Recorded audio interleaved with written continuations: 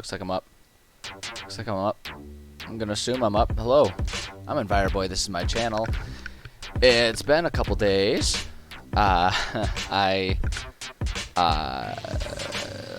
got caught up in work and personal life stuff on Tuesday.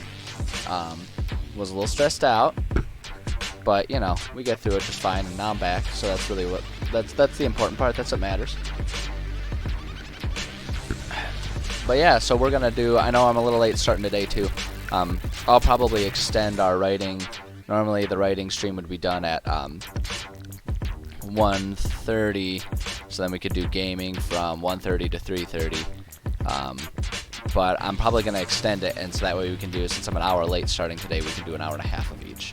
So we'll work on this until about 2 o'clock, and then we'll break and then do video gaming. But I suppose the important thing is to actually do it. So let's actually get into it and do it. So we're doing our we're working on world rating again. I gotta get us to the right section of my notebook here.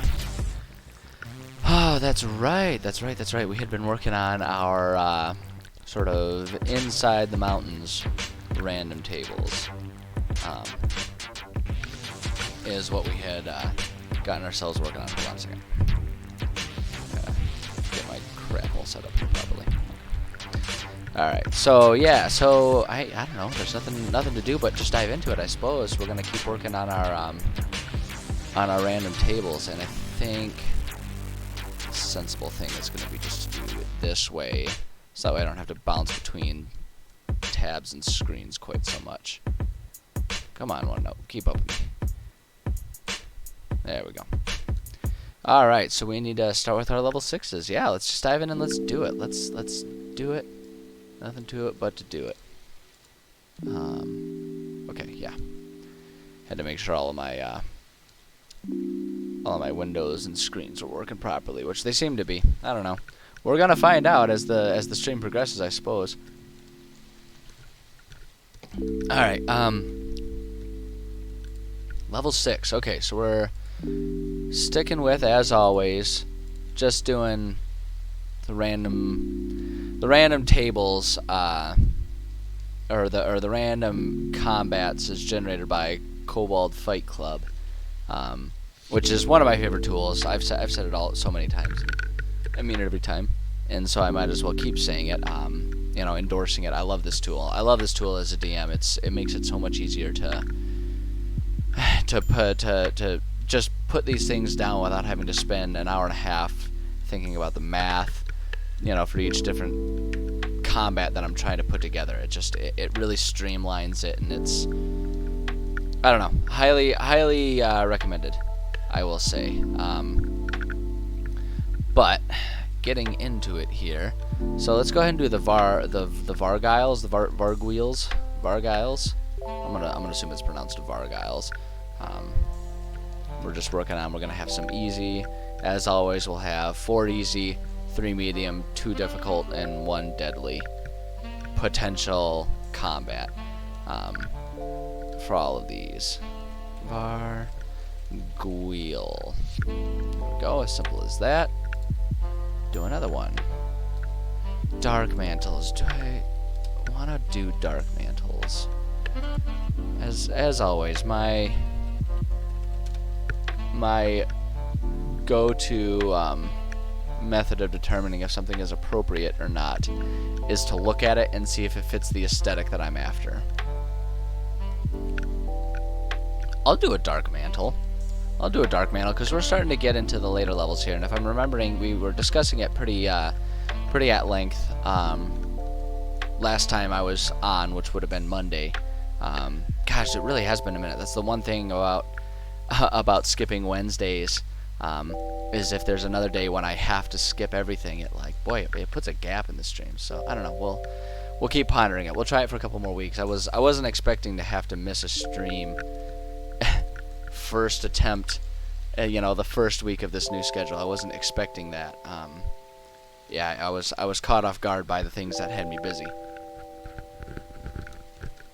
So hopefully that will not be the norm, me having to miss things. I can anticipate with my job having to once every 3 or 4 weeks having to take an extra day off because I do have to go out and do inspections, and those will likely be on the not Wednesdays because my schedule, the way I got adjusted is Wednesdays are very desk work heavy now, and they're my day to have access to all of the files that I need for a lot of my desk work and stuff like that, as our office is readjusting our systems and our functions around schedules, returning to the office after having worked from home for a year and a half now.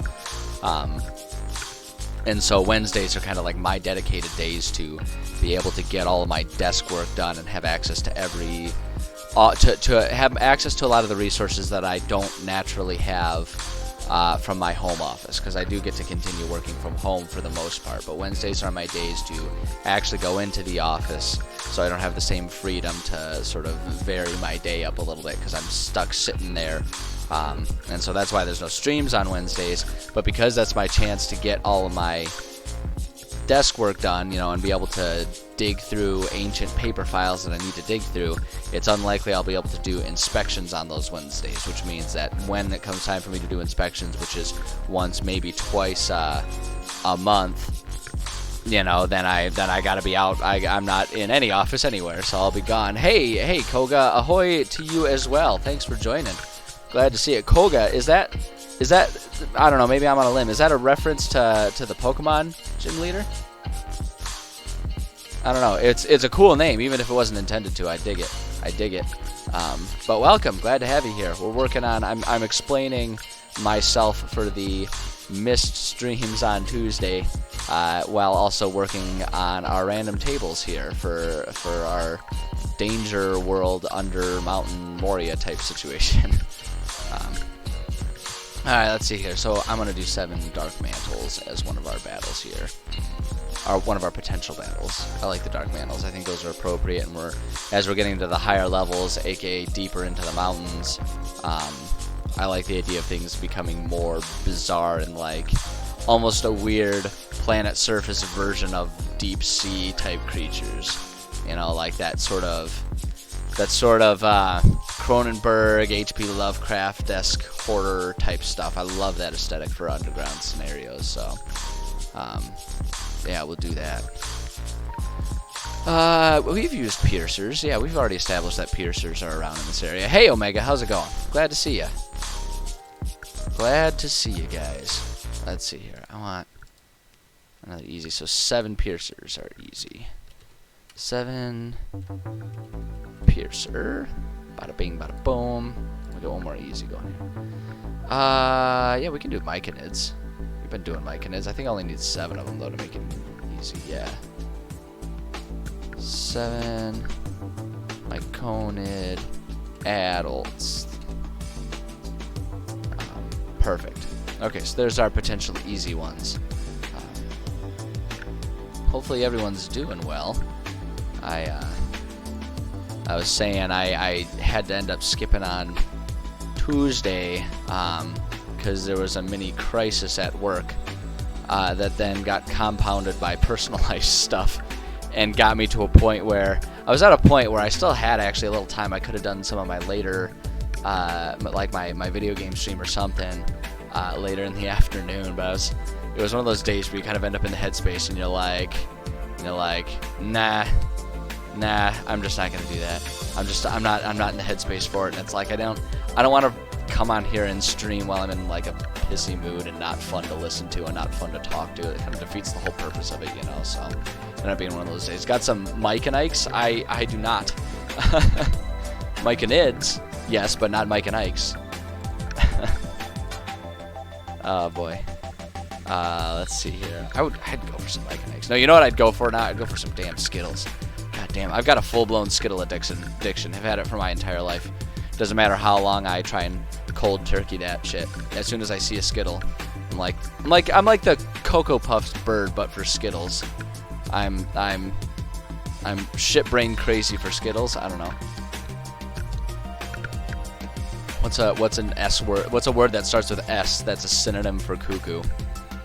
I'm silly for Skittles. I don't know. That doesn't ring. That doesn't have the same ring to it, does it? I don't know. Ooh, nilbogs. I haven't thought about nilbogs. Do I want to put a nilbog in this mountain? Nilbog. Let's just take a look. Have I tried the Skittles gummies? I have not. Are they worth my time? I'm not feeling the nilbog. I don't know. I'm looking at them. I'm not feeling them.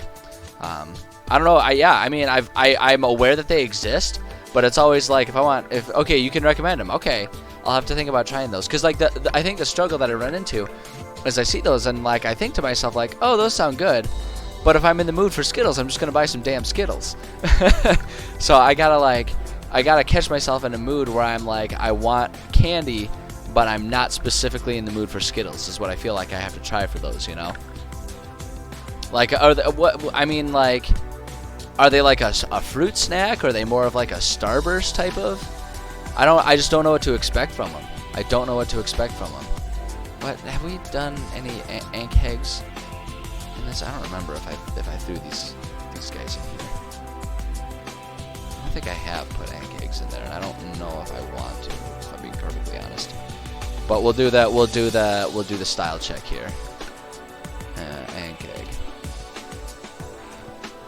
Take a look and see if it seems to be appropriate. Hey, I pressed enter. Give me that. Yeah. I don't know. It's like, as weird as it sounds to say this, especially looking at this image, it almost looks too normal. Like, it's just like it's a giant bug, and I'm like going for more of, like I said, I'm going for more of that like H.P. Lovecraft, Cronenberg, human fly type of like horror type of situation. More like a fruit snack. Okay, alright, that's good to know. That's helpful. That's helpful. I haven't had fruit snacks in so damn long. Now I want some fruit snacks. What are the ones that are like super amazing? Better than any other. The Kellogg ones. Those Kellogg brand ones. Holy shit, those fruit snacks. As a kid, oh my god, it was like, because my parents would never buy those at the store for me. So when I was like on a school field trip, and there was like an opportunity either through like cafeteria, or if there was like a vending machine or something that had those Kellogg fruit snacks. Oh man, I was a little gremlin trying to get a hold of those things. It was great. It was great. Did we talk about the measles? Not like the disease. Kitty, you are such a little brat. You know that? It's Cat. You can't see her. She's right in front of the screen right now. This little turd. She's become very... No, you do not get to lay on the keyboard. Yeah, get out of here. No, you don't get to lay on the keyboard. You flew too close to the sun, Cat. You ruined it for yourself.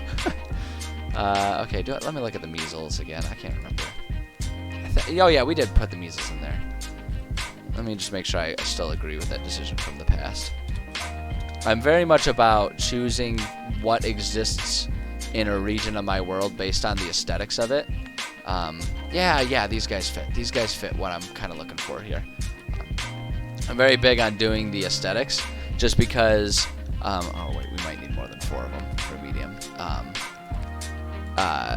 Because I'm in the first place, I'm very much a paint a picture with words type of DM, so it helps for me to have a visual of it. But the other thing too is a lot of times you end up using pictures as reference for the players, and so if you have like a consistent theme or a consistent like type of energy, you know, or vibe, if you will, that you're trying to express, it's nice to remain consistent. So when I show my players samples of all that kind of stuff, they understand, like they feel the type of environment I'm trying to produce.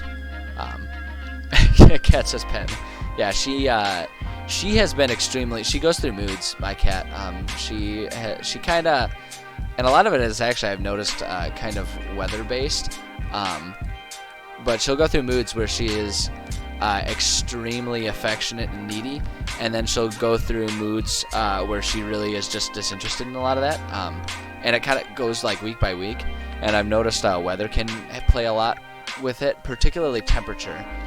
The warmer it gets outside, the less she wants attention. And I think it's because I'm a cheap bastard and I don't turn the AC up super high. I mean, I keep it comfortable and livable. But the warmer it gets, the more she wants to just like sprawl out on the tile floor and not have my body heat warm her up. But it's been like overcast and kind of chilly around here relative to summer for the past few days, so she's been super affectionate, which is nice. I'm not really complaining about that. She just also is a cat and doesn't understand, personal space boundaries and all that kind of stuff. As animals are traditionally wont to do. Such as life as a pet owner. Ooh, ghast. Yeah, let's do some ghasts. I don't want to sea hag underground. That doesn't make much sense to me. I don't understand why they would put that as one of the underground potential combats, but... okay. Oh, wait. We need 4 ghasts. 4 ghast. Oh, hold on. Oh, excuse me. I burped. I apologize. That was rude.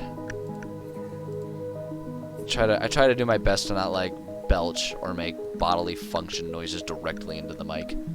There's channels for that kind of stuff, and this isn't one of them. Ooh, what about a Grell? Let me look at a Grell. How am I feeling about the Grell? Yeah. I like the Grell as a creature, but I don't know that I like the Grell in this environment. I don't think I've used them at all. No, I haven't been using them. So I guess we'll stick without them. Because the other thing, too, one of the things that I find valuable about being... it's true, humans do make noises, but that doesn't mean I need to subject you guys to the more unpleasant of the noises that I make. There's a reason I don't have a butt mic. Because that would be stupid, but also because I want to be courteous to you guys. But yeah, like I started to say, one of the important things also about keeping a consistent theme for the creatures that you have is then you don't use all of the cool ones in one setting. So because if you use every cool thing in a single campaign or a single setting, it makes it hard. Yeah, see, these guys are really cool, but I'm not really feeling them. I'm not feeling them. These guys are the mind flayers or anything like that. I'm not feeling them in this area. Because the thing is if you use all available enemies in one region, if you're going to be with a group of friends playing D&D, for your adult lives, then you don't, you basically, you don't want to blow your wad on the first date, to use a crude metaphor.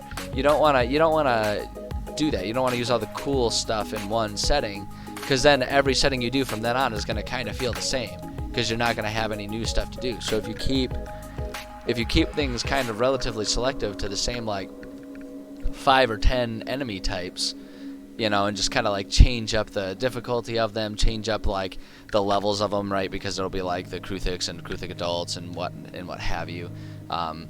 You can sort of add that difficulty and have slight variations throughout the different player levels, but you're not overwhelming your area with too much stuff. It's good to have variety, but within reason. You want there to be sort of a consistent theme for an environment. It just makes it much more immersive when players feel like they can, after a certain amount of time within a region, start to understand and feel like they know what exists in the area, if that makes sense. It's really good for immersion, and just the game in general. So that's what I personally found. I don't think that there's necessarily a rule, an unofficial rule or anything about that, but that's what I've noticed. I haven't used Barghists yet. I don't know that I'm feeling it, but let me take a look. Barghist. He's the Barghist of all Bargs. Yeah, that's right. Yeah, these guys. I know, they always just like the picture. Maybe it's just that I overthink the picture here, because they always look different in my brain than what they look like in the picture here. And just, I don't know. This isn't what I'm feeling down here. These guys are a little too, fast-moving hunters for this particular underground setting. In this underground setting, I'm almost looking more for those slow trap predator type things. What theme am I following? So for what we're working on specifically right now, it's an underground, it's like a Moria, Mines of Moria type of setting almost. The empty dwarven tunnels and stuff that have been taken over by Duergar. So there are Duergar in this area. But generally speaking, as far as the creatures and stuff go, I'm looking for more of a, like I say, kind of like a Cronenberg, H.P. Lovecraft type of creature. So like much more alien in appearance. Like I almost want the tunnels, walking through the tunnels of this mountain, to feel like if you were in a submarine, you know, 20,000 leagues under the sea or whatever, is kind of what I'm going for, with just like all of these very alien creatures. Sturges aren't bad. I haven't used Sturges. The other thing too is I just kind of let there be a certain amount of decision making be done by Kobold Fight Club, because that way I'm not fighting to try and make a random encounter that fits the difficulty that I need, because I really want the random combat encounters to be very simple, very straightforward ones. I don't want multiple enemy types in a single encounter. I want it to just be like a quick, snappy, we can pull it up if they roll the dice and end up with this random encounter, because this is all for like traveling and stuff. So like I want it to be there to fill in their days, so that there's a sense of scope to the world. Like the farther they go, the more stuff that they'll potentially encounter in the process of getting to their destination. But I also don't want to use up the entire campaign on this type of stuff. You know, I don't want these battles to be ones where it takes me 5 minutes to set everything up and we have to go. Like I want these battles to be like, all right, draw a quick, you know, like draw like a quick circle on our battle map. Like that's your arena. You know, throw down 3 or 4 different little, because I just use like these little circle plastic dots that I can write a number on with like an expo marker. So that way it's like, okay, that's enemy 1, 2, 3, and 4. They're all the same type of enemy. It takes me like 30 seconds to set it up, and it's like, okay, you know, this is what you guys have encountered, and it gives them the chance to encounter things without it, you know, without it feeling like this has the same dramatic climax to it as actually fighting the big bad would be. More or less intelligent inhabitants. Generally speaking, less intelligent. We have the Duergar as our sort of intelligent. I don't need to air quote that. Duergar are perfectly intelligent. They're just gross. But yeah, so the Duergar they are our at this hour. Those are the intelligent enemies in this area. And then everything else is much more not intelligent. Aiming more for beasts, more monstrosities, but beasts are acceptable. I don't think about it usually in terms of like, are we looking for, you know, monstrosities, beasts, dragons? Like, I don't think about it so much as that. Like I say, it's all about visual aesthetic to me.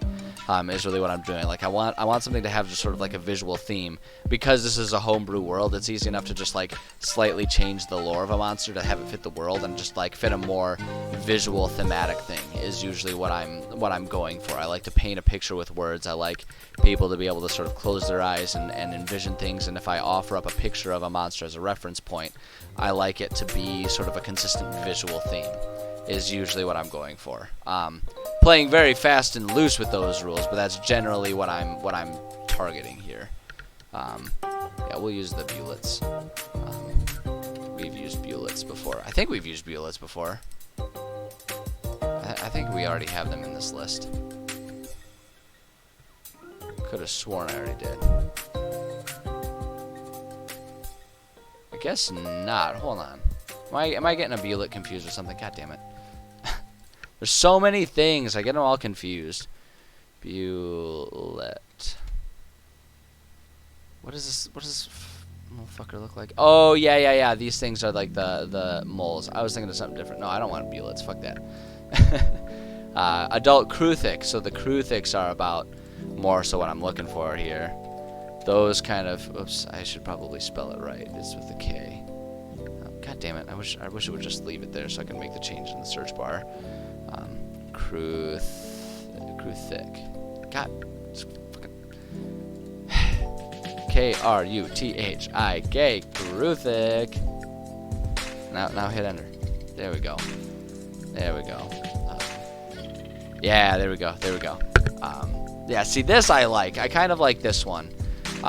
It's a little less bug-like than what those other ones that we were looking at before. It's a little more actual monstrosity, so I'm kind of on board with this.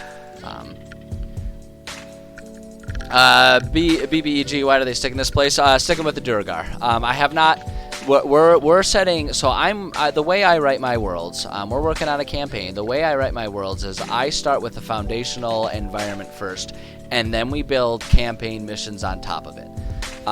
Because I find it's a lot easier to have campaign missions be cohesive in theme and appearance if I already have established what exists in this part of the world.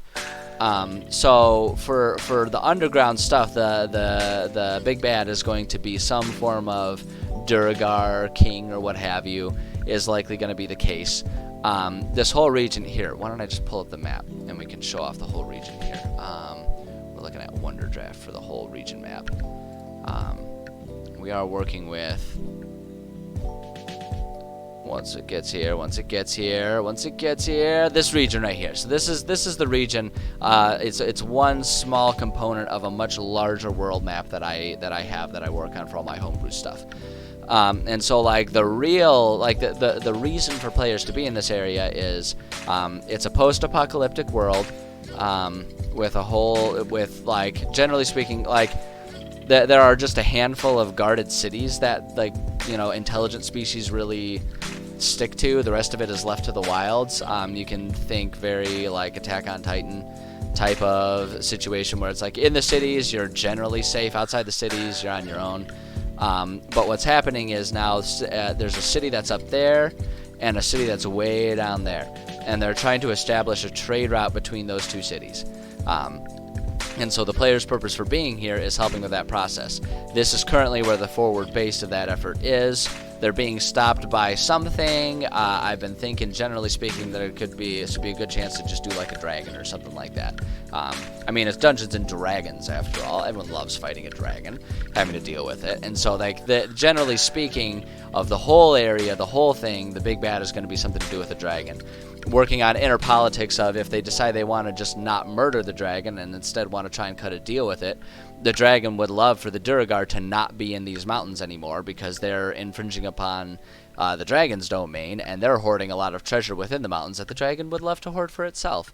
So it's like they can cut a deal with that dragon to get rid of the Duergar, or vice versa. They could cut a deal with the Duergar to try and just get rid of the dragon, so that way the Duergar can have their area, you know, and then they can move down. I haven't finalized any of it yet, but it's like we're kind of coming up with all that stuff, and a lot of those ideas come from, like I say, kind of building that foundational environment first, right? Because we've already worked on our planes, and we've sort of established, like, okay, there's going to be dragons in here. That fits thematically.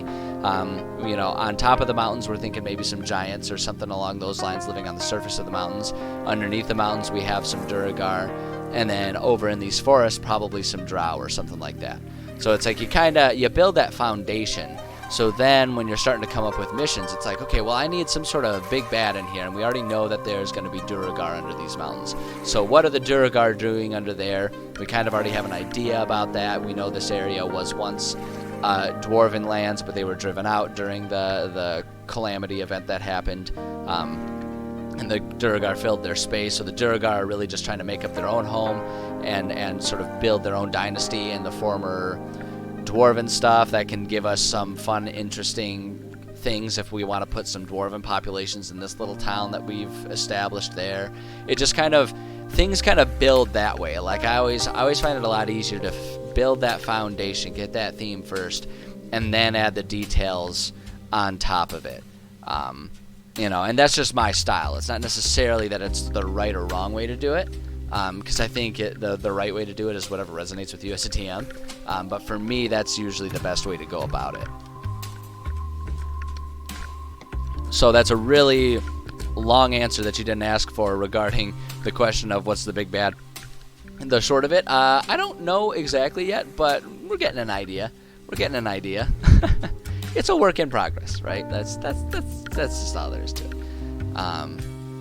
But I do want to do some adult Kruthiks. I really like the Kruthiks as monsters in general. I think they're fun monsters. Adult Kruthic. Yeah, it's absolutely a layered approach. And I like doing that. And the other thing about it too that's going to be fun about this world, and why I like to kind of do all that stuff, so it's really easy to just like throw on missions and stuff like that. I'm really trying to make this, because this whole campaign is only going to be intended for players levels 1 through 10. But there's going to be enough opportunities that they could probably get themselves up to level 20. And the idea is that it's going to be very sandboxy, so that they can kind of choose what story missions they pursue, and it'll give them a lot of options in terms of how to solve the big problem, right? You know, like I say, the big problem is there's a dragon in this area that's been making it really hard for the forward base to continue establishing this trade route that they're trying to build up. It makes it so that even if they kind of establish a safe trade route between all the different like ethereal planar rips and stuff like that exist in this world, you know, the dragon is making like that in and of itself is hard to establish a path. But even if you establish a path and there's a dragon that just eats everyone, then obviously that gets in the way.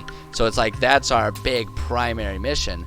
But then how do they do that? Do they ally themselves with the Duergar? Do they ally themselves with the dragon to take out the Duergar? Maybe they ally themselves with giants that live on top of the mountains, because the giants have enough, you know, punch power to punch a dragon out of the air. You know, who knows? It just, you know, when we understand the entirety of what exists in the region, it becomes a lot easier to think about how they would interact, right? Like what would be sort of a realistic interaction for why these things are here, because we've already established that they're here. So then it's like, rather than trying to come up with excuses for why there's a mission there, instead it's like, we know what exists here, so just what in the course of everyday interactions between all of these elements that are here would result in a fun mission, right? Like what would be the results of that for the players to then kind of, you know, dip their fingers into the pie, so to speak.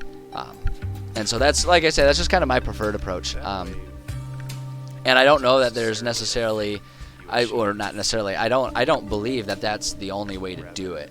But I've tried so many different ways to create a story, and I find that this way, if you want to really make an in-depth campaign, this is the way to go about it, because you want your campaign to feel consistent with itself, realistic. Realistic, it's a D&D campaign. Nothing about it is really realistic, so to speak. But you get what the fuck I'm talking about.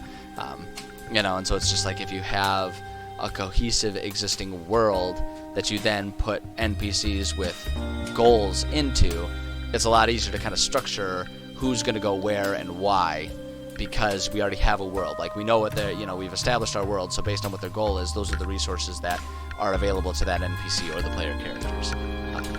So that's kind of the fast and short way of explaining everything. We could put basilisks. It's not the worst, although that's kind of a little generic. I don't know. Minotaur, no. Drow house captain, no. That's for the forest. Silly. Ooh, a fathomer. Let me take a look at it. Fathom.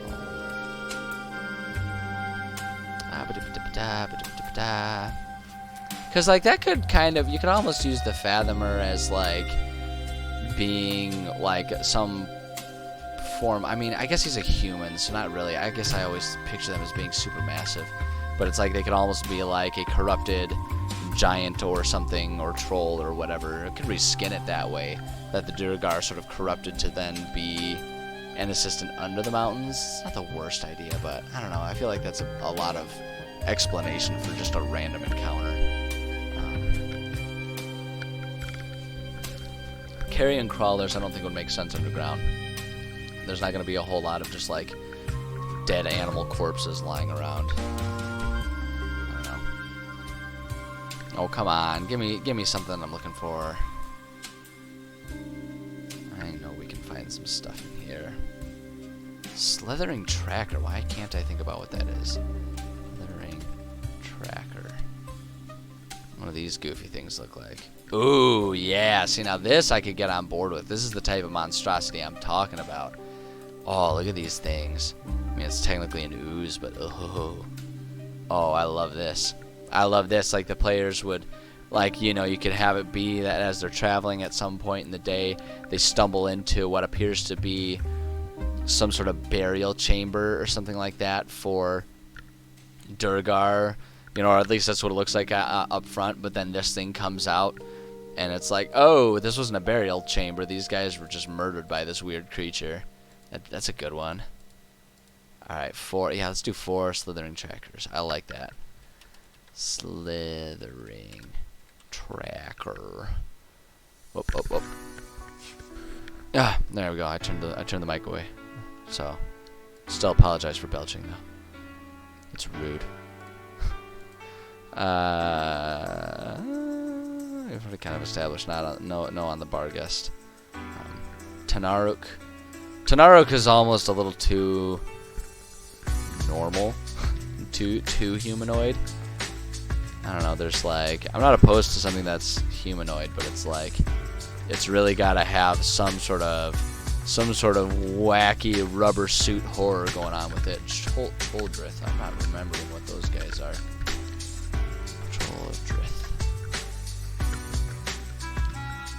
Ooh, I like that. I mean, we've already got like Ettercaps and stuff like that.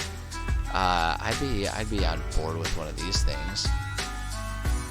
That's the yeah. Let's do some of those for. There we go. Yeah, that's perfect. 5 Choldriths. God, those things are wretched. Harry Potter tracker. You mean like the magical? Oh no, wait, that's a trace. That's a trace. What I was thinking of, like where they put like, oh, if anyone utters the magic word, we already know exactly where they are. It's like, what kind of overpowered bullshit is that? Let's see here. 5. See, I feel like Harry Potter, and don't get me wrong. Like before I delve into critiques of Harry Potter, don't get me wrong. I adore Harry Potter. I loved those books as a kid. I loved the movies as a kid. Still as an adult, I love rereading the books and watching the movies. But you know how it goes. The older you get, the more you read into things, the more you kind of understand about what the strengths and weaknesses are of something. And I feel like Harry Potter is a good example of putting the plot first before building the world. Because oftentimes the magic that gets used by the players is a little too convenient. You know, like the magic that exists within that world for a specific purpose is so specific, it's a little convenient, and it's like, it kind of makes you think like you didn't really establish whether or not this thing would be possible in the world. You needed it to be possible for the story, so you just wrote it in that the characters could do it.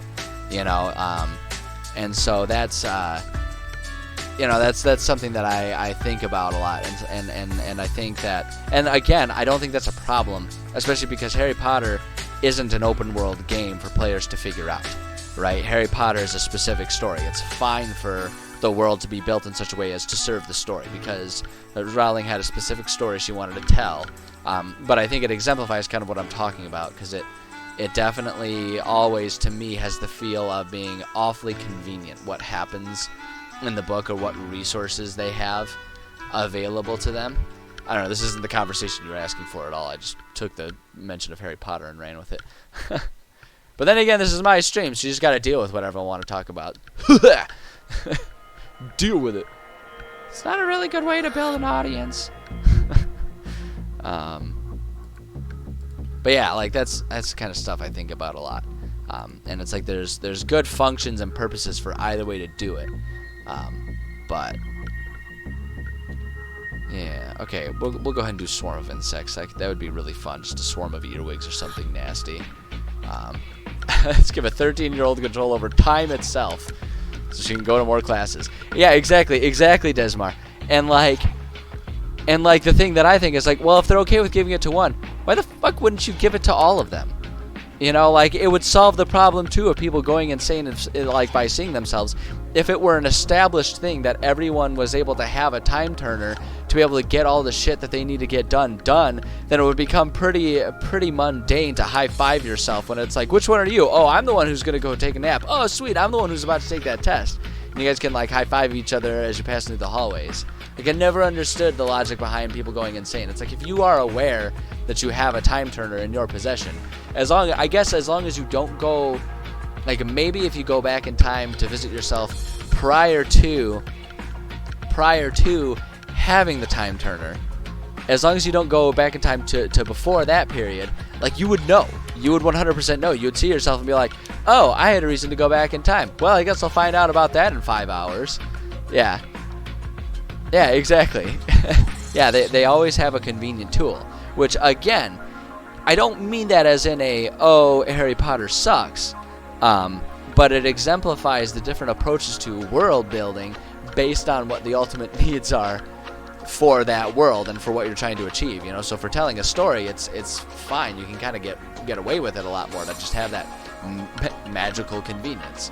But when I'm trying to create a sandbox world that players can sort of start to learn how it works and feel immersed in it, I don't want that. I don't want things to just be sort of like conveniently there. I want it to be the world is an established place, and then themselves along with the NPCs are just like beings using what resources are available in that region to achieve whatever their goals are. You know, is sort of the approach. So it's like it's the opposite approach to building a story, mostly because we're not really building a story at all. We're building an environment for players to make a story.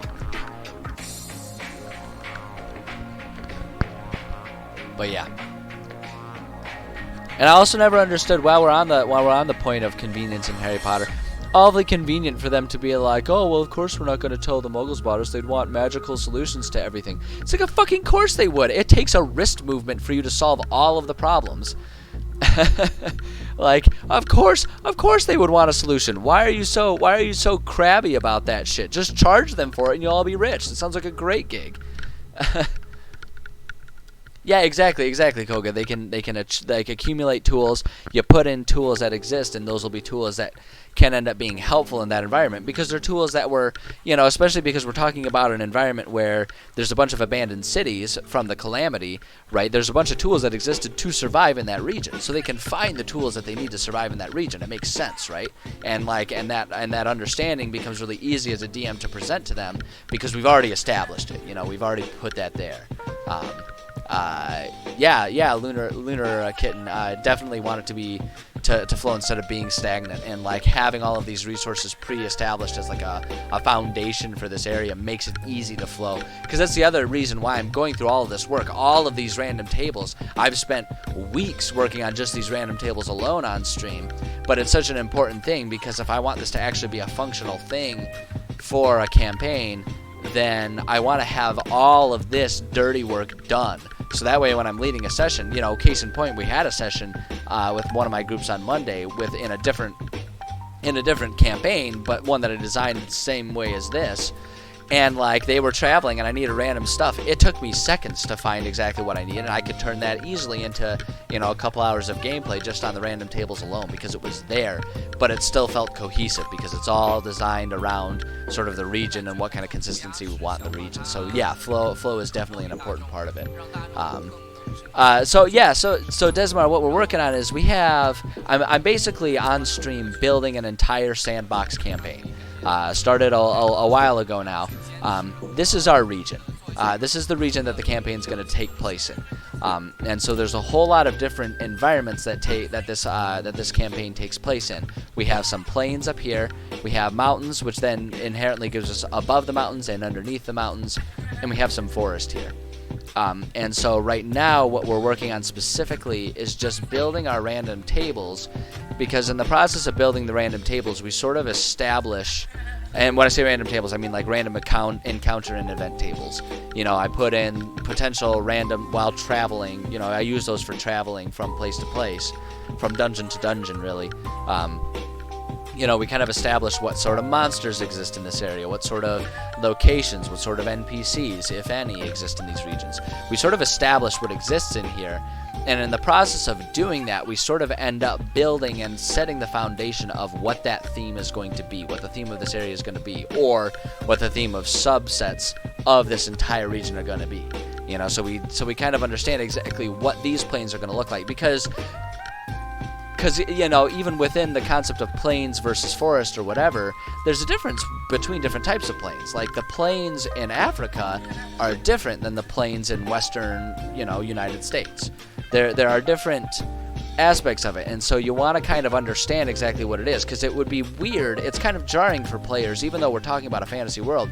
It would be kind of jarring for players to be in a region that has, on the one hand, it has lions, and then on the other hand, it has like North American raccoons, right? Because they're not cohesive in our brains, and it makes it feel kind of jarring to bounce between them. So by establishing the random tables and trying to keep with a general theme that to our normal mundane human brains feels cohesive and sensible and at least all fits within the same theme, the same categories that will put things in our brains, then we've established our foundation. So once we start adding on the detailed campaign missions and the detailed enemies and stuff like that, we sort of already know what aesthetic we want to stick to. And it just makes it a lot easier then moving forward to make sure we don't stray too far when we're making missions, because it can be kind of easy to, if you don't have that foundation, it can be kind of easy to think to yourself like, oh, well, I know I want this boss to be there. Oh, shoot, I need to give him minions. Goblins are really good minions. You throw them in there. But if you don't have any goblins anywhere else in the region and they kind of pop up there, it's a little jarring. You know what I mean? So that's kind of what the idea is. Yeah, absolutely, Lunar Kitten. I 100% endorse you stealing my idea. That's why I wanted to stream this, because eventually, once I can find time in my life to figure it out, I want to actually establish like a Dropbox where I can, as I'm making this campaign, because I use templates within my OneNote stuff. I have templates that I use. I can put them. No. Here. So we've got templates here, right? So this is the template of what a territory will look like, a city, shop, and stuff like that. I want to make these available to people. I need to learn how to set it up and make it easy. Hell, thanks for the follow, Lunar Kitten. I appreciate that. But yeah, I want to make that, and then eventually also make this campaign whenever it gets done, whether months or years from now, however long it takes the time it takes, is sort of my approach. And it's going to be a lot slower because I'm streaming and explaining things as I go. But I want to make it accessible to people, so that way, especially if you're like a new DM who finds my channel and is like, oh, this is really cool stuff, you can have access to the final product, as well as being able to go through my YouTube channel and find all of the stuff that explains the wisdom, so to speak, of why things were made the way they were. And I want to have it just be a resource, because there's so many articles that talk about things, but most of the articles that exist are kind of already based on the assumption that you know how to world build and know how to DM. It's like, and sometimes it's easier, different people learn different ways, and so sometimes it'd be easier to have the whole package, the finished product, and the wisdom behind what came to the finished project. Yeah, absolutely, Lunar. I agree 100%. Like, I think a lot of times people get focused on deliverables, so to speak, and in some situations that's necessary. But for a project like this, where I don't have income based on it or anything like that, I want to just take the time for it. Like, this is a passion project. I want to just take the approach of it takes the time that it's going to take to make it the way I want it to be. So yeah, that's just what it is. And so yes, I absolutely endorse you taking this idea, and if it's something that you want to do, I can give a quick breakdown of how I do it.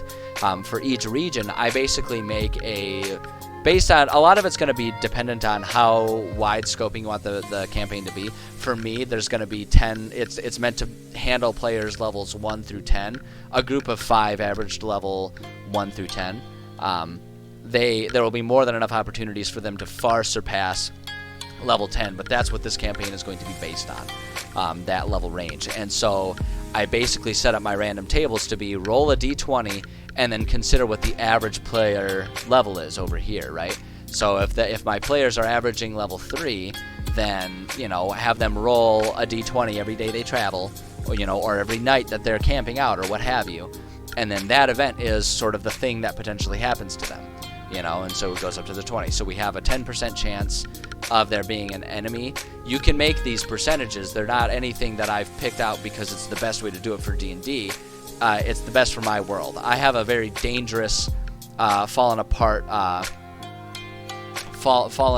world, so there's a very good chance that they're going to encounter dangerous monsters when they're traveling. Stuff like that. Level 0 play is out. Yeah, no, you have to goddamn know what you're doing. No, no level 0s. Unacceptable. No babies. Let's see what you got, Desmar. Recently finished your first homebrew collection, 80 pages, new class. Subclasses. Yeah. Uh, oh yeah, that's awesome. That's awesome. See, so what you're working on, Desmar, is the stuff that I don't excel on. So when I'm doing a homebrew, as far as like stats and mechanics go, I steal everything from the D&D rules as written. I'm much more of a world building aesthetic type of DM. So I build my world based on that, and then I just take stuff as it is, and I let players use whatever they want. And like if they present a homebrew class or something like that, they can do that. But for me, I am really bad at managing at finding ways to balance and make sure things aren't broken. Right, so it's like, but that's why it's so awesome when you can find like a community of people to chat about that stuff with, because different people are going to be excellent at that kind of stuff, and I love seeing what other people come up with. But yeah, no, that's awesome. That's awesome that you worked on that stuff, and so like it's I don't know, it's fulfilling even when it is just because you like it, right? It's fun to come up with something and be able to say like, hey, I've created this. It's really awesome. I think that's awesome. Let's see here, Lunar. You've got focused on maps. Lore, baddies, politics. Yeah, so that's the kind of stuff that I focus more on.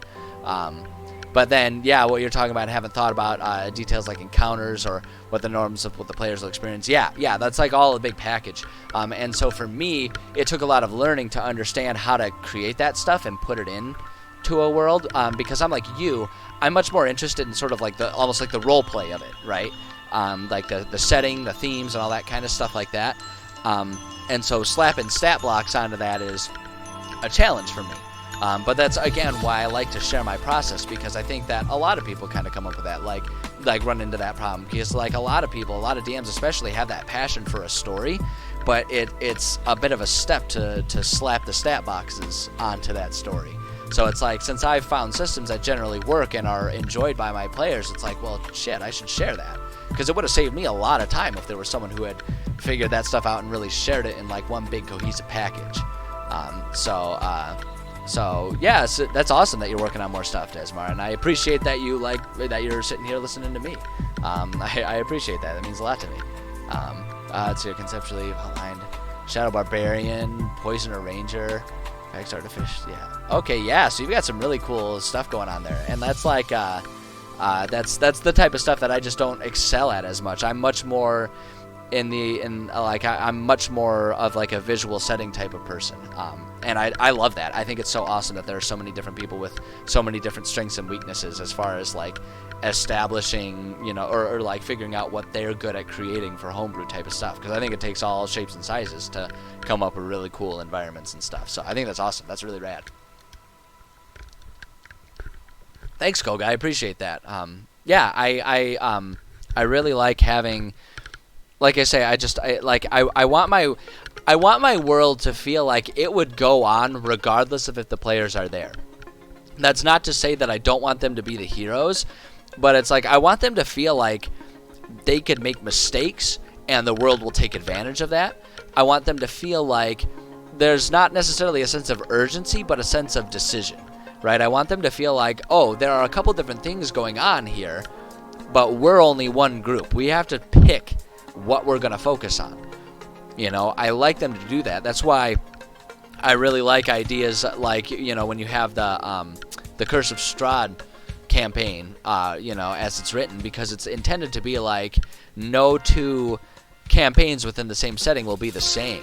I like that idea, and I like my world to feel like it doesn't care if the players are there. Again, not because I don't want them to be the heroes, but almost more like I want my players to feel like there's a slot for a hero here.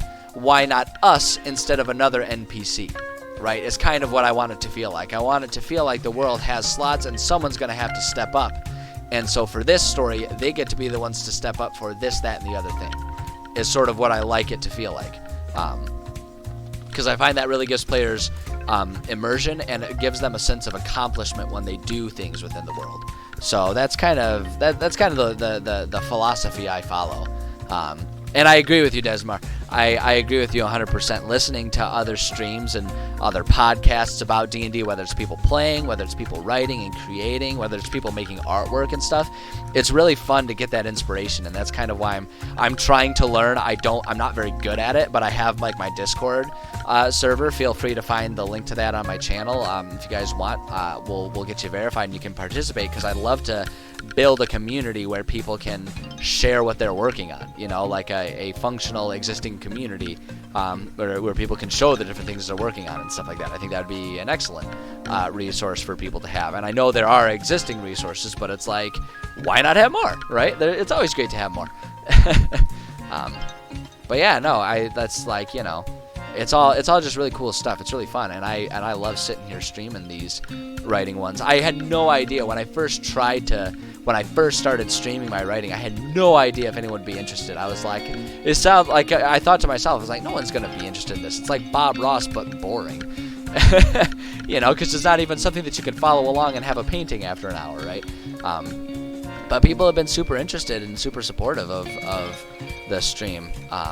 Compared to what I expected, so it's been tons of fun, and I love sitting here doing it. It's such a cool thing. Like, I love that people have passion, like people like to hear and share in the passion of my passion projects. I think that's really cool. I think that's a really cool thing. And I love hearing about what other people are working on. Ooh, Gibbering Mouthers, we've used them before in this area. We'll do that. I love hearing other people's thoughts about how to build encounters, build worlds, what they're doing in their games. It's a really fun way to feel connected to a larger D&D community. If you build it, they will come. God damn, I haven't watched that movie in a minute, Lunar Kitten. I appreciate that reference. That's a good one. That used to be one of my favorite movies as a kid. My dad and I, because my dad, his big activity contributions in my childhood were teaching me how to play golf and teaching me how to play baseball. And Field of Dreams was one of our collective favorite movies to watch as father and son. And so I love that movie. It's, you go back and watch it, it's your run-of-the-mill feel-good sports movie. There's nothing particularly special about it. But as a kid, like, that one was a cool one to me, because that was like, yeah, that's like, me and my dad, we do baseball. It's cool. I like baseball. That's fun. It's like all the old famous guys. I don't know. I was super into it as a kid. So I applaud that reference for sure. Yeah, we'll throw some piercers in here. Who cares? Piercer. There we go. I was so proud of myself. I don't know if anyone who's watching, not proud of myself. I was proud of my dad. I don't know if anyone was there. I don't know if anyone in the audience right now was there the other day when I was streaming while my dad was texting me trying to figure out how to do his new laptop that he bought. And I was so proud of him because he ended up figuring out how to solve a lot of his problems on his own. So he was texting me. He's like, I don't know how to do this. I'm like, Dad, I am not looking at your computer. I have no idea what's going on. He lives like an hour or two away from me. So he and my mom, it's like an hour and a half away from me. So I'm like, I can stop by this weekend and help you out, but you're on your own until then. But he figured it out. I was so proud of him. Yeah, I feel you, Koga. Like, I think there are tools, but there aren't many of them. And I think that's tough because everyone has a specific tool that ends up like resonating the most with them. And so that's kind of why I want like the stream and like the Discord to be there, because it's like I'm not even convinced that my stream or my Discord are the best ways to present this material and present the communities to share ideas, but they're an option. Like they're an option that's there. So people that it does resonate with, I want them to be able to have access to that. Because and really what it comes down to is it's really a very selfish reason that I'm doing it, and it's because I haven't been a player in a Dungeons and Dragons game in years, and we need more DMs so that way I can take a turn and not be the DM. I'm like half joking with that. I love being a DM. It's probably my favorite role. But sometimes it's nice to not have to think about this stuff. And there's always a shortage of DMs. Like, I can't tell you how many times I have people come up to me like, how do I get involved? Me and 5 friends want to try playing. Me and my friends try playing, or want to try playing D&D, but none of us know what we're doing. And it's like, you know, it's like, and there's always that hint of like, you know, can you be the DM? And for me, it's like, you know, if people come up to me in real life, it's like, God, no, I'm already DMing 2 groups. So that's enough. But yeah, we need more DMs. We need more people willing to step up and be like, I have no idea what I'm doing, but I will try and DM. And so if we can provide resources for that, you know, if we can provide access for that, then great. You know, it makes it easier for people. Backed by YouTube stream. I mean, you know, if it's like it's, you know, I don't have a whole lot of resources available, but once like I haven't made my notes and stuff available, but once I eventually figure out how to do that, I upload all my VODs to YouTube, and I do my best to at least periodically shove them all the writing ones specifically into a world writing group, so they're all there. They're all there. I think one of the downfalls is I don't have the time or knowledge to edit them into shorter clips or to make timestamps within them, and they do get kind of hefty at up to 2 hours a pop. They get kind of hefty, and it would be a lot to sift through. So I think that's one of the shortcomings of the way I do it, is because I'm just me, you know, figuring this stuff out. It's hard to make it searchable. It's all there, but it's not searchable. What do you got here? More join the world of building experience and make others think of. Yeah, absolutely, yeah. Like if we provide, and like that's exactly it, Lunar, and that's why I have such passion for doing this stream and everything. Because the more resources there are available that resonate with people and whatever is the way that clicks with them and their brain and trying to understand these things, the less intimidating it'll be for more people to join in the world of D&D, especially as DMs. So yeah, absolutely, Lunar, absolutely, join in, and when I get the chance later tonight, I can I'll do my best. I'm not actually super active on my own Discord. I don't have a whole lot of time throughout the days to do it because I've got so many projects I work on aside from D&D. But yeah, absolutely, link up there. And there's like the welcome page that'll tell you, you know, mention what your make sure it like coincides. You know, let me know what your Twitch handle is so I can just verify and just make sure it doesn't get overrun with bots, and we'll get you in for sure. It's very fledgling. There's me and like one other person so far. I only figured it out like a week ago, but we're building it, and you got to start somewhere. So yeah, I feel yeah. Brain torn out. I like the imagery of brain torn out with the forlornness of that statement. But yes, I feel yeah, being the forever DM. That's how it is, and I'm mostly okay with it because I like it. But yeah, I feel you there. Ask viewers to clip transitions. Viewers are welcome to clip whatever they think would be helpful. If you guys want to clip them, 100% you can clip that stuff. And I'll figure out a way to maybe like curate it or something like that if there's a convenient way to do that. Feel more than free to clip stuff. I don't have the attention span to do it myself. But yeah, like if there's something in particular that I'm saying or doing at any given time, for sure, yeah, clip that.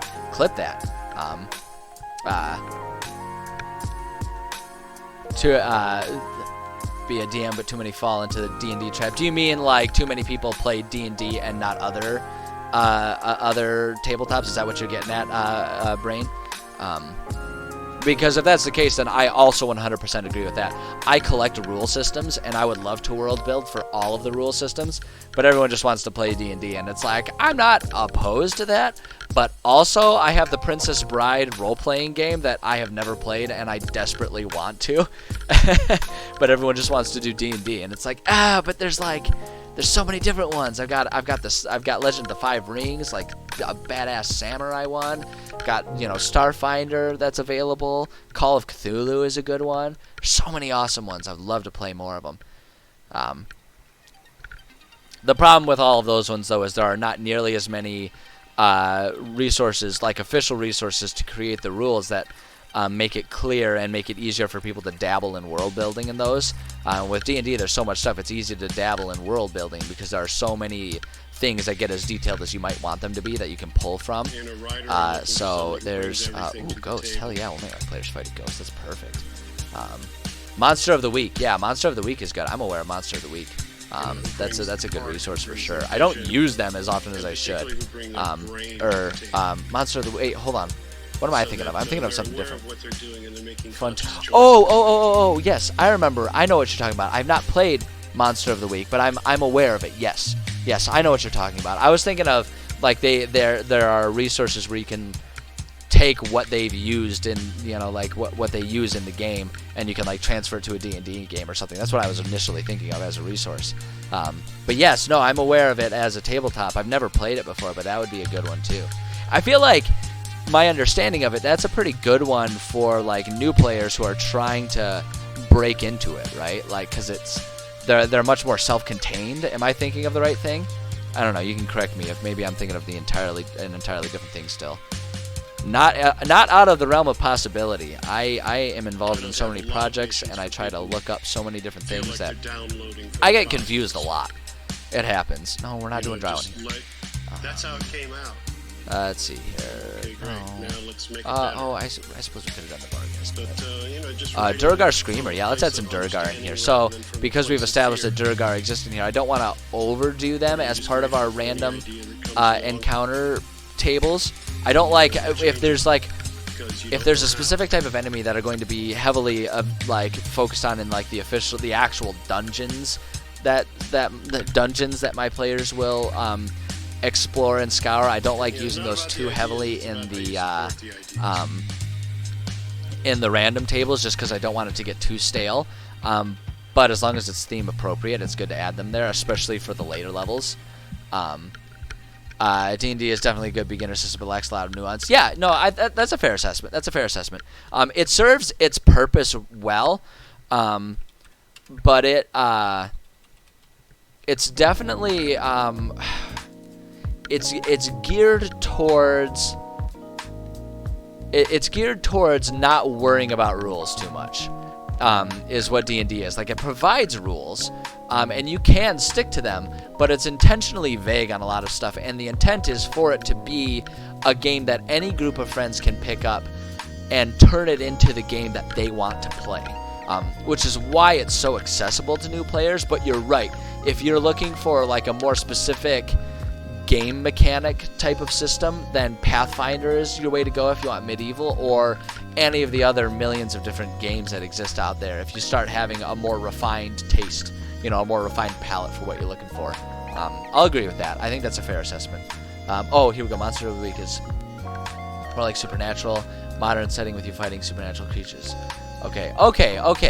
All right, that's fair. So I was thinking, I must have been thinking of something different, because I had something completely different in mind. But yeah, no, Monster of the Week does sound like it would be fun. It sounds like it'd be a really good way to turn it almost into like a board game type of system, if it like sticks with the 6-sided dice and stuff like that, which can also be a really good way to draw new players in. So I dig that. That sounds a lot like I did one time, and I wish I could get more advanced, like experienced tabletop RPG players to be on board with it. I played Mutant Year Zero with them, and that was super fun. The aesthetic was super cool, being like a post-apocalypse type of setting where you all like have mutants and like mutant powers and stuff. So it was like almost X-Men, but the world had ended. Type of setting, and I loved it. I loved playing that. I loved world building for that one. It was so much fun. But I played it with one group of a bunch of newer players, and they loved the aesthetic, and it got a few people into it. But that was in grad school, and all of those friends have kind of dispersed out elsewhere in the world, so we're not around to play anymore. And I haven't been able to get anyone like really into it again. It was a really fun one, but highly recommend it if anyone's interested in a different setting than D&D. Let's see, what do you got? Brain. Own stuff from scratch, because very few systems hit that specific itch for me. That came close to City of Mist, Supernatural, the detective game. Yeah, no, that's fair. Yeah, have you looked into the Fate system?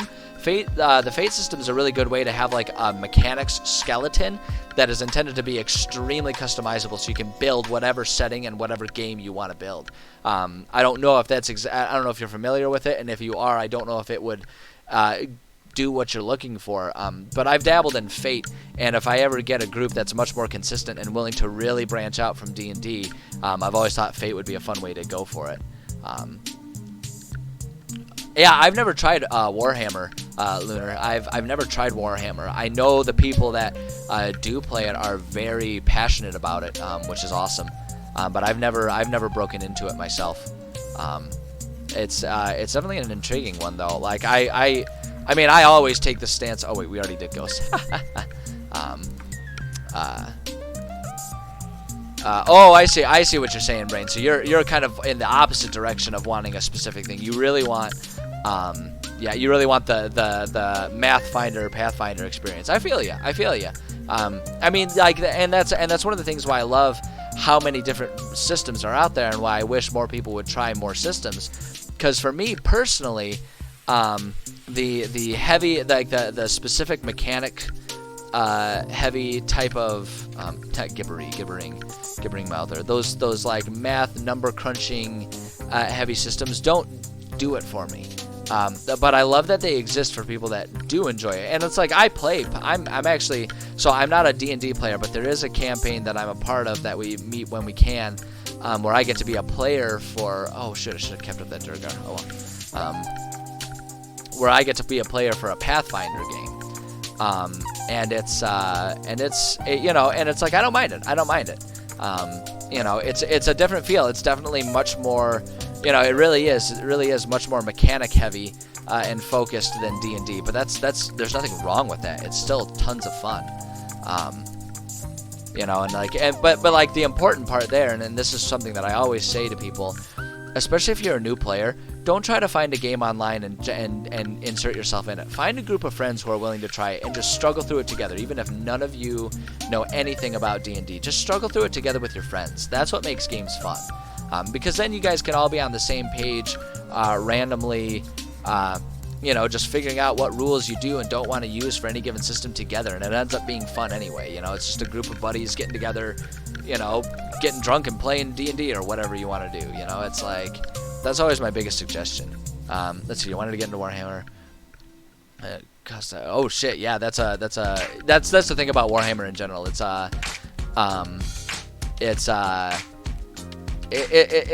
an investment. It's an investment for sure. And that's one of the reasons why I love like D&D and just like the pure theater of the mind type of games, because as long as one of you can afford the book, you can go with it. With like D&D, you kind of need two books. You need the DM guide and the player's handbook, and it's probably a good idea to have the monster manual as well. But even then, you don't really even need those stuff because resources like D&D Beyond exist. And I think that's one of the best things that's ever happened. Yeah, absolutely, Brain. It's an investment. It's an investment to say the least, to get into those games, and that's been one of the barriers for me why I haven't gotten into it. Is because I'm not gonna sit here and pretend like I'm living in poverty, but I also have 6 figures of student debt that I have to that I have to contend with. So there's only so much disposable income I have in my life.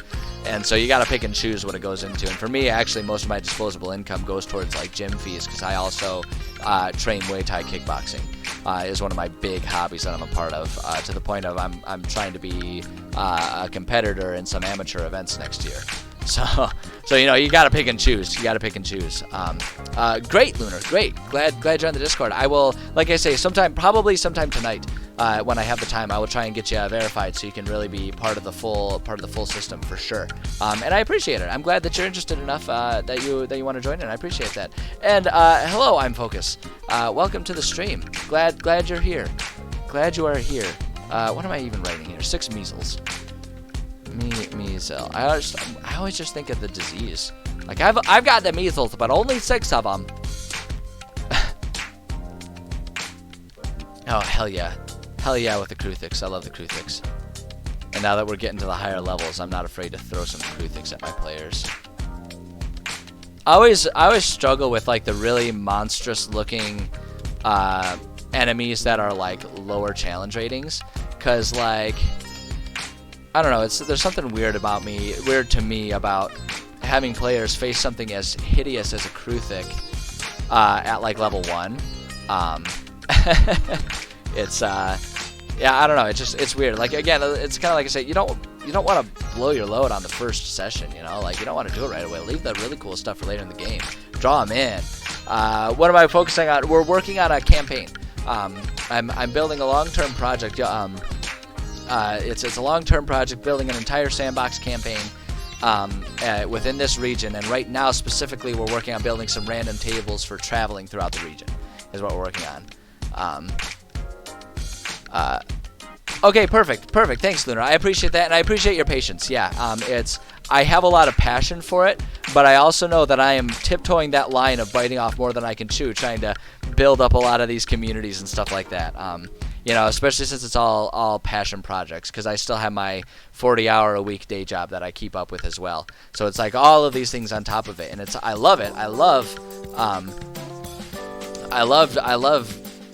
investing all of my time in those projects, but I appreciate that you're willing to show some patience if it takes me a second to get you there. I promise I will get to it the next chance I get. It's just never a guarantee when that'll be. Let's see here. Okay, what do you got, Brain?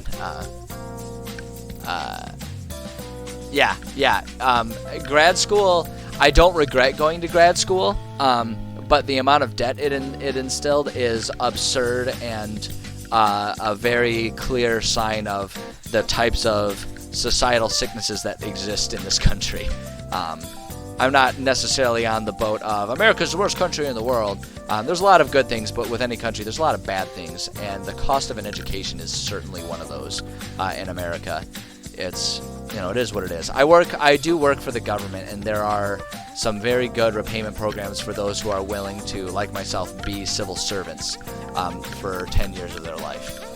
And so I'm willing to do that, but yes, it does require, I am putting in my service, essentially, to have earned my master's degree and half doctorate that I ended up getting. So, let's see here. Lunar Kitten, homebrewing most of the monsters in the world. Elemental cults, that looks more like insects. Yeah, so one of the tips that I can offer you, Lunar, doing stuff like that, one thing that I love doing, especially because I'm not someone who's very... Like, my brain doesn't work in terms of balancing stat blocks for monsters and stuff like that. What I do all the time is I save it for, like, dungeons and big bads and stuff like that. But what I'll do is I'll thematically think about what the appearance of the monster that I want is. And then I will take an existing stat block for an existing monster and utilize it and just say, it's going to be, like, for example, I would say it's going to be an Ettercap, but flavored as this thing. So it's like appearance-wise, it'll meet what I need. But statistics-wise, it's already made there. It's balanced the way I need it. It's good.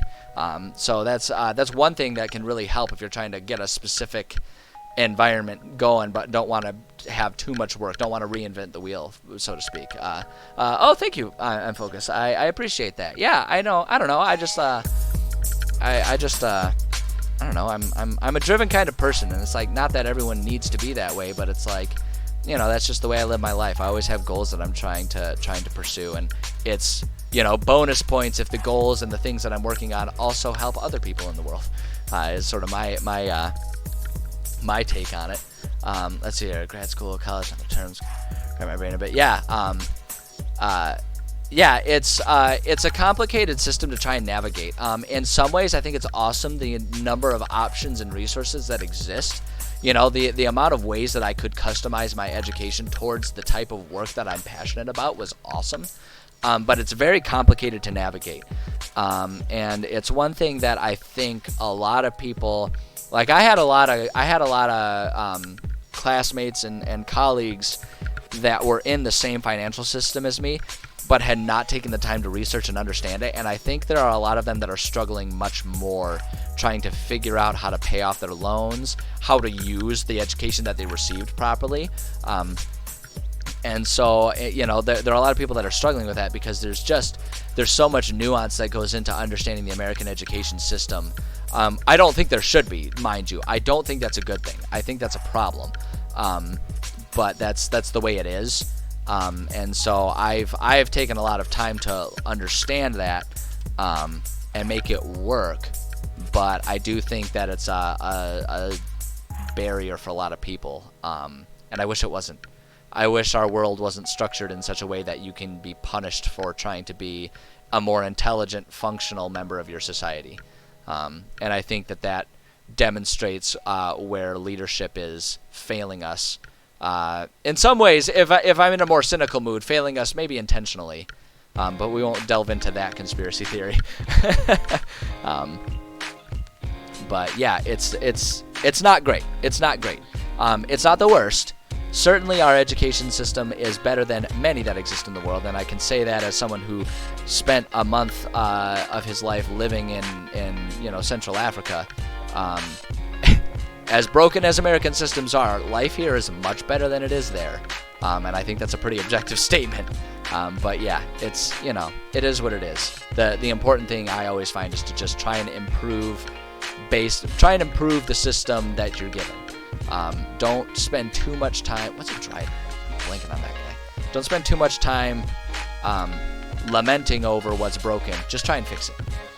Ooh, I'll throw a Drider in there. I think that's great. We've kind of been going with like the weird monstrous spider theme for this area a lot. Let's stick with that. Let's do it. Definitely, Lunar. I think it can be a time saver.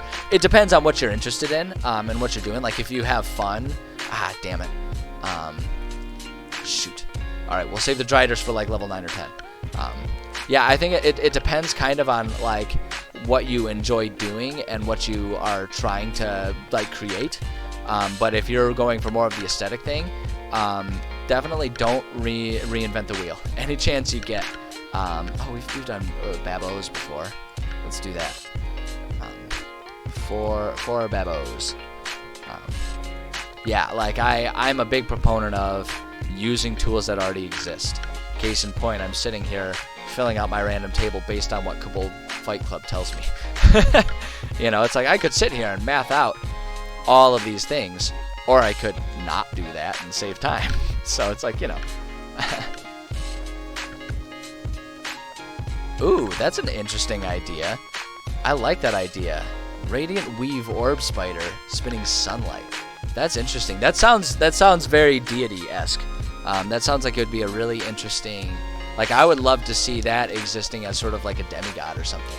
That would be really interesting. I like that idea. Just thematically and visually, like that sparks a lot of really strong like imagery for me in terms of like what a final boss battle map could look like. I think that's a really cool idea. I like that. 7 Durgar Mind Masters. I love doing lots of enemies in a single battle because players love to panic when they see more than 2 enemies at a time. And then it's fun to see them celebrate when they realize they have overcome something that they did not think they were capable of. It's fun to watch them realize, like, no, you guys are pretty capable. You guys can handle this stuff. 5 ghosts. Excuse me, golly. I've got hiccups and burps all at the same time. That's just cacophony of all of the worst kinds of ASMR. My apologies, everyone. All right. I hear you. One of the 4 elements, divine beast that once protected the now forgotten god. I love that. I love the sounds of that. I love rich pantheons, just in general. I think they're really interesting, and it's one thing that I wish I had more time to spend on, like developing a really in-depth pantheon. I tend to let the pantheon kind of just get filled in with the bare minimum of what I need to facilitate whatever missions I'm doing. So like if we're talking about a layered approach, it's like, we build our foundation, then we build our dungeons with our campaign stories and stuff like that, and then the pantheon is like another layer less detail above that, where it's like it's mostly I just fill in whatever's necessary for NPCs that have religion-based motives and stuff like that. But I always wish I were better at including a lot of that stuff, because I think that type of stuff is really cool. Intellect Devourer. What do those look like again? Intellect Devourer. That's not right. All right, you know what? Here, there's an easier way to do this. Should have done that the first time, but Let's see here. Random advice. And throwing shadows at the party. Yes. No, that's absolutely fair. That's absolutely a fair concern, Desmar, for the sake of audience looking at it. Oh my God, this thing is so goofy looking. That's just too goofy. I don't know if I can do it. I don't know if I can do it. But Desmar's concern is careful when throwing shadows at party with the ability to temporarily reduce strength scores. Yes, you're absolutely correct. You handle with care, but at the same time, I love that kind of stuff. I love stuff that makes it hard for players to be at full strength willy-nilly. Because I do find a lot of players will spam the long rests, you know, to be able to get themselves back up to full strength and everything like that. So I do love throwing things at players that will be more complicated for them to get past. You know, I love throwing things at them that will make them think like, okay, wait a minute. We thought we were ready to go into this dungeon or go after this boss, but now we've got this other thing to contend with and we can't just sleep it off. Like, is this a reasonable risk, or do we have to detour to find a cure to this? You know, I love throwing sicknesses at players that reduce, you know, their hit points. I love doing things that will, like, make their weapons less effective. I love doing stuff like that because it doesn't permanently reduce things, but it makes them think about, okay, how much risk are we willing to take for this reward? You know, yeah, and then we have the counterpoint from Omega, loving shadows. Yeah, it's like and like I say, I think if I'm understanding it properly, Desmar, it's not necessarily a do or don't use them, but more so a handle with care, which I agree with that.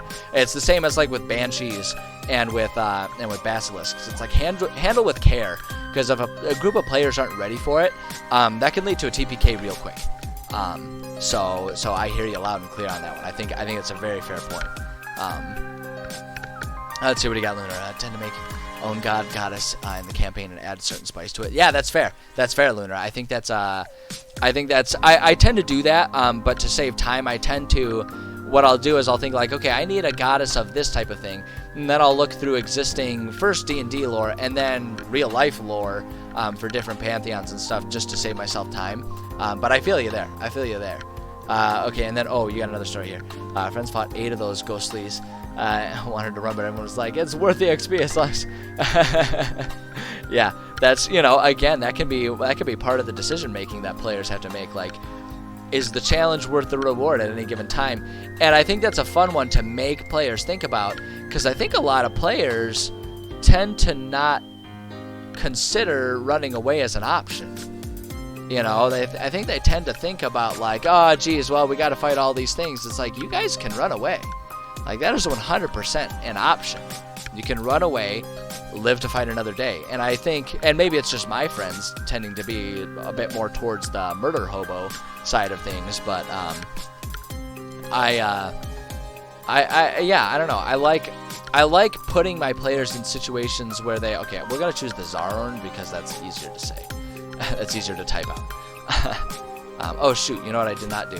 I did not up our level difficulty here. So I might have to readjust that bar wheel. I wasn't paying attention. Oh shoot, that was goofy of me. Alright, well, we'll just do Duragars. Why not? Let's see how many Duragars it would take to be an easy battle. 7 of them, sure. 7. Oops, Durgar. Let's see here. I think Vargiles are... I think Vargiles. We're just gonna put the 7 there and hope that it works out. It's only there's only a 1 in 200 chance that they'll ever roll that, so we're just gonna put it there. We're just gonna pretend like I 100% made sure that was balanced as it should have been. Sometimes we fudge things as DMs. It's fine. Teammates never run. It's the reason. It's the reason why your character went through 3 cycles of new teammates. Yeah, that sounds about right. Players tend to be much more murderous and aggressive than they expect themselves to be, and it cracks me up. I think it's really funny how aggressive and violent players will end up getting. Durgar Hammerer. It's good stuff. Yeah, players are violent sons of bitches, and it amuses me. I think it's really funny. A good example recently, and I still give my players shit for this. They're playing a campaign where they're kind of, it's like loosely meant to be like a pirate type campaign. You know, they want to be pirates, and I'm like, fuck, fine, that's fine. We'll just start it off in a coastal environment. And so I had a mission. I had a random encounter. Oh wait, we need this to be a medium difficulty. Can we do that? We can't accomplish that. Right. So I, of course, as a random encounter, had them run across a poor a child who was abandoned at sea, lost at a raft, nearly dying. And the first thing they did was, when they rescued this unconscious, starving, dying of thirst child, mind you, maybe teenager, but still a child, is they tied him up and interrogated him and accused him of trying to steal their ship. And that was a little eye-opening, and I told the guys, I was like, guys, I appreciate the concept of trying to be, do what your characters would do, but at the same time, holy shit. And I still give them shit for that. They even to this day, despite the fact that the character was 100% innocent and has since time and time again proven that case, they still refuse to even call him by his name. They just call him Boy, and I'm like, you guys are assholes. And they're like, yeah, a little bit, but I'm okay with it. And I'm like, well, you shouldn't be, but okay. Players, when there aren't real life consequences, sometimes they get a little loony. When the Tarrasque comes, you run. No, fuck that. I will take that world ender down. God damn it. Once built a character specific to be a murder hobo. Named him Florida Man. Oh my god, I love that. I genuinely, as much as I try to make serious environments for my players, I love a good joke character. My favorite is a player I once had, created a character named Cash Monet. And he talked like a surfer dude all the time, bro. And it was one of my favorite characters. I miss Cash Monet. It was good stuff. Yeah, absolutely, Lunar. Absolutely. For everyone that's smart enough to run away from a Tarrasque, there are 3 that want to fight it and 1 that wants to tame it. That's 100% true. 100% true. I don't know.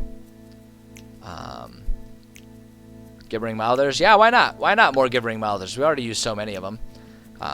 Alright, just to give you guys in the audience here a heads up, looking at the time here, it's getting close to locally 2 o'clock for me, which means we're getting close to, I'm going to switch over. I do video game streaming after the writing stream. So just give you guys a heads up. What I'm going to do is I'm going to finish these level 9 guys, and then I'm going to take a short break for myself, and we're going to swap over to me playing video games. I'm doing a run through of Mass Effect 2, and those streams are 100% just for me because I think it's fun. But that's going to be coming up in, I don't know, about like 8 minutes. So just to give you guys a heads up, that'll be happening. If you want to stick around and chat some more, you are more than welcome to do that. If you're here for the D&D writing, I promise you I will not be offended if you guys take off and find other streams that are more relevant to your interests. I promise I won't be I promise I won't be offended by that. But just giving you guys a heads up, that will be happening soon, whether you like it or not. Hey, Soviet Psycho, how's it going? Glad to see you here. We're getting towards the we're getting towards the end of the writing stream, but glad you tagged on for the tail end of it. Let's see here. Oh, what do you got, Lunar? Teammates with interrogating innocent people. Yep. Yeah, absolutely. There's always one person that tries to rein in the party, it seems like, but it seems like they're always just like one voice that gets drowned out by all the psychos. You have a big brain question. Would I mind answering it? You are more than welcome to share it, but when someone opens up with, I have a question, are you willing to answer it? My first response is, well, what's the question? But you can certainly ask a question. You can certainly ask a question. Oh, yeah, I love Mass Effect, Lunar. If you want to see me get passionate about a video game, stick around and watch me play Mass Effect 2 here. I love that game. I love it. All right, what do you got, Soviet? Why Irish are known for their potatoes? Vodka's made of potatoes. Why are the Irish and Russians never allies? First off, racist, Soviet psycho. No, I mean, fuck if I know. It seems like a match made in heaven. But you never know. You know what? Idaho is really good at making potatoes and stuff too here in America. But why aren't they? Actually, you know what? Now that I think about it, it's a pretty rural part of town, and given things that have been coming about our past president and Russian ties, maybe they are closer than we might have originally thought. I don't know. That's more political than I'm willing to get today. Ooh, a Kruthic Hive Lord. Are they ready for that? Fuck yeah, we'll do a Kruthic Hive Lord. This is fucking awesome. We'll do 3 of them. Fuck yeah, that'll terrify them. Kruthic Hive Lord. Boom. Desmar, I appreciate your experience in the matter, confirming that the Irish do love potatoes. But to be fair, I think most cultures love potatoes. Like, there are so many things you could do with potatoes that end up making them delicious. They go with so many meals as a side dish. You can use them as a main dish. I mean, who the fuck dislikes a baked potato bar? I mean, I love it. I love potatoes. Everyone loves potatoes. They're great. I mean, I'm mostly screwing with you, Soviet, but also, I mean, you're calling out races. You're making generalizations about what kind of food they like. I don't know. You're you're walking a thin line there. No, I'm just screwing around. I always love calling. I love pointing out the race card anytime thing even involves a race, regardless of if it's actually racist or not. That's just my sense of humor, which is in and of itself treading a line, but we're not gonna delve into that one right now. That's a little too heavy for what I want to talk about right now. Do I want to put death dogs in here? I don't know if I want to do death dogs or not. I guess I have done death dogs before. Why not? Let's throw some death dogs at them. I don't know. Mostly it's because I have to pee right. Oh, that's too difficult. Mostly it's because I have to pee right now, and so the sooner I get done with this, the sooner I can take a 10-minute break and go to the bathroom. But I'm not telling you guys that because I'm not an open book. I do need a medium. We already did Gibbering. Oh, I don't know, man. I'm not even paying attention. I'm having too much fun with the chat. Most consumed form of potatoes, poutine. Besides cheese curd smothered in gravy. I mean, goddamn, I do love some poutine. I do love some damn poutine. I think we've done chokers before in this one. We could do a choker. Hold on, let me see here. Yeah, we've done chokers. Let's do chokers. That's thematic. Never mind. It takes too many to make it medium.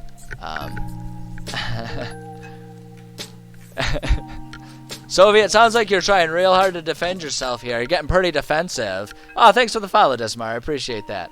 Soviet, you're getting pretty defensive here. You know who doesn't get defensive? Innocent people. No, I'm just giving you a hard time, Soviet. Oh man. Yeah, see, I can't offer much in the way of wisdom regarding things like vodka and stuff too, because I don't drink, so I don't know. I don't know anything. Blink dogs, yeah, blink dogs are not bad. I don't know. I'm losing focus. I'm having too much fun chatting with you guys. Have we done bar guests? I forget. Was the bar guest one of the ones that I liked or didn't like for this? I don't fucking remember. I don't remember what the hell I'm doing. I don't think we did. I don't think I've been doing bar guests. We'll keep away from the bar guests because my brain is not thinking about it. That's the other thing too. We're getting towards the end of a stream, and I've been thinking about this stuff for a while. My brain's getting fuzzy with all of it, so I gotta end soon. Otherwise, I'm just gonna start typing in nonsense that I'll have to undo later. People have called you racist over not liking rap music. Yeah, now assuming that it's racist to not like rap music, that sounds like the racist point of view to me. I'm just saying. Fuck if I know, man. It gets so complicated. It gets so complicated trying to navigate all that. Like, if you're trying to, like, genuinely be as politically correct as possible. That's why I always say do your best and just ask for forgiveness if you genuinely fuck up. Like, as long as you're doing your best to be appreciative. Like, if you're being blatantly racist, then you're a piece of shit. But if you're just, like, if you're just chatting and you accidentally say something that's like... Because the thing for me is I can't keep up with it all. So there have been plenty of times where I'm like, oh, geez, I didn't realize. I apologize. I did not intend that. And, you know, it's like that... At least with reasonable people, that'll get you by. I don't know. I do think that we live... I think it comes across, especially in, like, internet communities, I think it's true that people tend to be a little too sensitive about that kind of stuff, and I think that's just a product of online, because online tend to come up... It tends to have very polarized communities within it. Like, online communities tend to be very polarized one way or another, so it results in a lot of extreme on any side of any aisle the internet tends to be a place where the extreme perspectives kind of find a safe zone to be expressed. That tends to happen. So I think when you go out into the real world, it tends to be much less of an issue, because in the real world, people tend to realize that we're all just people doing our best. So I don't know. That might be a little too heavy for this particular stream. God, what's gonna be a good one? I don't know, man. Have we done? I don't know. Not the Drowse. Purple Worm actually wouldn't have been terrible. A Roper. I just don't like the name Roper. It makes me uncomfortable. Face spiders. Fuck it. How many face spiders would be deadly? Screw it. I don't care. We gotta come up with something. Let's see here. Oh, hey, check it out. We got a spam bot. Guys, do I want to become famous? Should I buy followers? Should I do it? Should I cheat my way to the top? And when I say that, should I buy followers when that will like likely not get me anything? What do you guys think? I think I'm gonna block this fucking bot. Fuck this shit. None of that shit. Ban it. Cemetery to Golf 2, where this bot was. Ban it. It's gone. Nope. No commercials. I fucking hate how everything's a commercial. Fuck that shit. You are all equally worthless. I think that is I agree with you 100% on that one. So it's like, I think a person's character, personality, their morals, their principles, I think that's what people should be judged on. And I think, and like I say, in the real world, I think pretty much everyone agrees with that. I think it's just that online people who have more divergent opinions than that in any direction tend to find voices, and it's a lot easier for them to make themselves get heard in those situations. So I think it results in a lot of polarized environments online, is what I think the issue is. Which is why despite the fact that I'm here, it's kind of funny that I'm here as a streamer online, but at the same time, other than my streams, I actually try to spend as little time online as possible. You know, like I do kickboxing and stuff like that. Like I have a whole lot of hobbies that take me outside of the online world, and I think that's an important thing because I think it's easy to assume that online communities match the real world communities, and that's just not the case because there are so many people that just really don't have a presence online. So I think it's an important thing to balance whatever you do online with real world stuff. But I don't know. That's getting real heavy. Here. But I'm not necessarily afraid of the heavy talk, but it's a heavier topic than we have time for since I'm about to take a break, go whiz, and then come back and play video games. But Lunar Owl, 9 bots back to back in a row. Jesus. Yeah, that stuff. I hate that shit. I hate bots that are just trying to scam and milk money out of us. I hate that shit. Not a fan of it, but it's the world we live in. But all right. We have finished all but one set of levels within this set of random tables. That's good progress, genuinely, especially given all of the ground we covered just in terms of discussion and stuff. I love that stuff. I love all that kinds of stuff. So this was good progress. Am I a sci-fi fan? 100% Soviet, 100%. But I'm gonna say if you wanted to, I will discuss anything sci-fi with you once I start doing the Mass Effect stream. That's what's coming up next. I'm gonna take like Krogan's versus the Borg. I will love to have a discussion of that once I come back. But I'm gonna take like a 5-10 minute break. I'll be back by quarter after the hour, wherever that local, for me that's 2:15 or 14:15, whatever you choose. So in like 10 minutes, I'll be back. I'm gonna end the stream just for the sake of cutting off the VODs, making it easier, so that way I don't have to go in and like do any actual video editing. I can just upload the VODs. So I'm gonna cut off the stream. But if you guys want to stick around or check back in like 5, 10, 15 minutes, I will be back to play some Mass Effect 2. And like I say, if that's not what you're into, I am not offended by that. I do not take that personally. I just do it because it's fun, and sometimes people drop by and we have fun conversations like Krogan's versus Borg. So yeah, if you're down for that, come on back. If not, thank you for joining. I do appreciate it. I have so much fun doing these streams, and I love that people are interested in the stuff that I'm working on here, and I love that people are interested in sort of building another community to add to those that already exist of D&D homebrew type discussion stuff. So I absolutely love that. Thank you for everyone who stopped here live. Thanks for anyone who's watching the VOD of this one as well too. I appreciate that. I mentioned it before, but I'll mention it again. I do have a Discord server that will, among many other topics and stuff that the Discord can handle, people can talk about whatever they want on the Discord, but it also has plenty of room and chat rooms for discussing homebrew D&D type stuff. So if you're interested in that, check out the link on my page. I will do my best to get you verified as soon as possible. Yeah, the next writing stream will be tomorrow, intended to be at around my time, 11:30. I'm in the Eastern time zone. You can do the math to figure out what that means for you, because everyone's from all around the world. But that's coming up tomorrow, and then coming up in like 10 minutes, like I say, we're going to be doing Mass Effect, so stop by for that. If you're watching the VOD, then it's probably not 10 minutes from now. Then you're on your own for figuring out when my next streams are. It's on my page. I don't know. Figure it out. But yeah, thanks for everyone who stopped by the writing. For anyone who's going to take off after the writing, again, thank you so much. And do me a favor, go out and be good people to each other, kind of like we were just talking about. I think it's really easy for a lot of people to be assholes to each other nowadays. But I think it's, and so I think it's kind of up to us to make the world a better place if that's what we want to see. So do me a favor, and if you're not sticking around for Mass Effect, then, you know, go out into the rest of the world and be a cool person like you've been a cool person here in the chat. Or if you're sticking around for Mass Effect, then keep being a cool person to me. I like that. But yeah, okay, I'm gonna stop blabbering because I gotta make pity whistles real bad. So yeah, I'm cutting off the stream. I will be back in like 10 minutes if you're interested. If you're not interested, then fuck off. I mean, thank you for stopping by, and it's totally fine if you're not interested.